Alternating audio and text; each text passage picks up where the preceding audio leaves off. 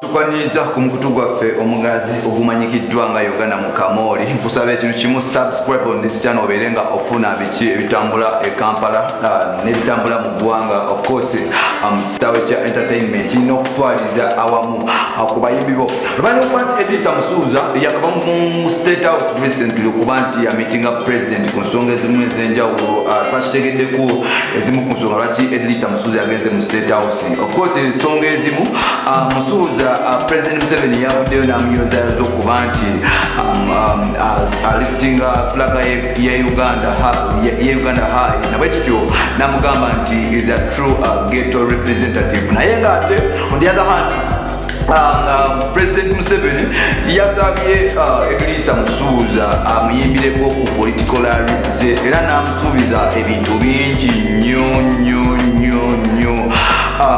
Musuuza bwe yamitize president oba President Museveni bwe yasabye Edrisa Musuuza abe ekiteeso kyo baba yakimuwadde.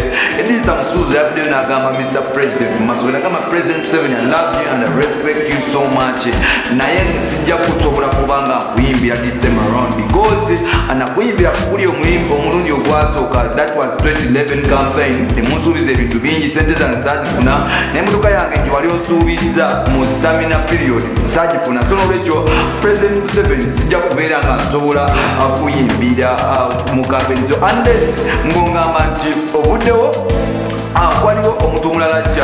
Of course bantu bangi abaletedde n'ensisinkano ya president ne Kenzo ng'ate yalese ekiteeso kino yabadde muganda wa president ate nga General Mulamba bamuyita General Sale Musale yabadde n'agamba Kenzo oba muganda we President Museveni nti ono muvubuka influential mu bantu ate nga y'omu ku bavubuka abapipapawa. So n'olwekyo ne bamwe bamuyambe bamusabe abayambe abajoininge mu sitwako yaabwe ey'okuba nti bakoma mu bukulembeze omuli omulala. Kenzo kyeyaganye naye ng'ate bamuwadde okukwakuliza obumu yadde nga yaganye okuyimba. Kenzo yasoose n'ateekawo akapa pulezidenti bw'aba ayagala kolagana ne gavumenti babeere nga badda abavubuka be be baasibwa olunaku lwe bavalako yakooti abo kintu gavumenti kyakoze netta abavubuka be. So kati we twogerera Kenzo akyakalambidde tayimbira President Museveni naye ng'enteesa ng'enja zikyagenda mu maaso. Tomanya bajja kubanga mbakola batuuka ku nzikirizaganya abeere nga tumulaba mu silent majority. And from now Kenzo tumusuubire ewa President Museveni. Bye bye.